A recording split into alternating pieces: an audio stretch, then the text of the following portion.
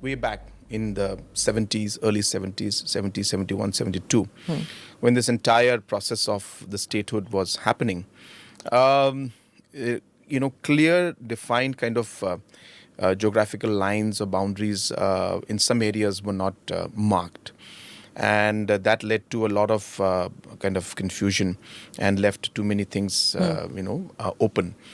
Now, in that situation, there were a lot of areas where there were conflicts and differences that arose between the two states and the people.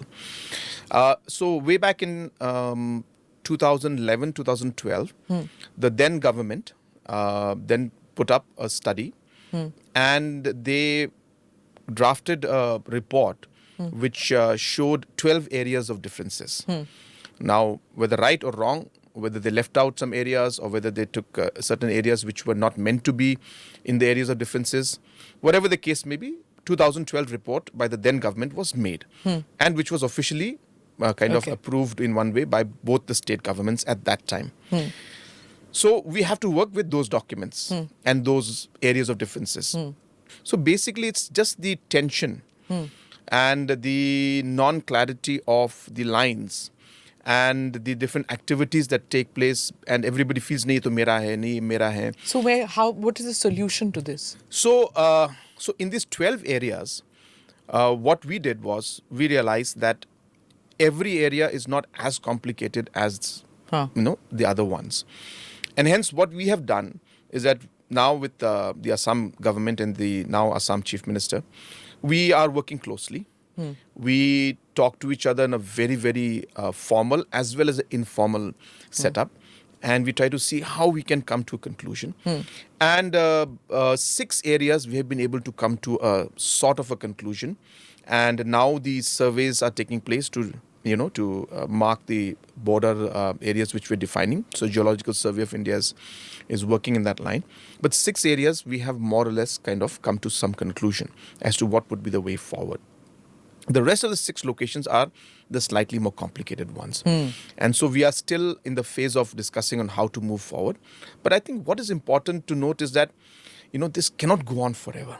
You see, the Mukro incident, if we had drawn the lines long time back, these incidents would wouldn't not flare up. Yes. So we need to find this because the tension will continue. And unless we are able to solve it, whether right or wrong, somewhere we have to come to an agreement. There were 26 meetings of the chief ministers for the last maybe 20, 25, 30 years, of the chief ministers and the chief secretaries, 26 times, more than 26 times, I can't remember the exact amount. And in each and every meeting, the decision was to maintain status quo. So it was for the first time that when we took over, that we said that no, whether possible or not, this thing requires more than just status quo. We cannot stick to status quo anymore. So politically, it's very tough for us to take this issue up because a lot of blame will come to me. But we as leaders obviously realize that somebody has to take the bull by the horn and say, look, let's find a solution to this because this can't continue. People are losing their lives.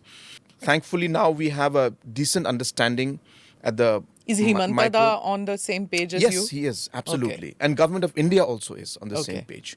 So that's the good part. When political will, I can say, is there, complications are there, but there's a political will. So we are seeing that maybe this could be the best time actually to resolve this issue.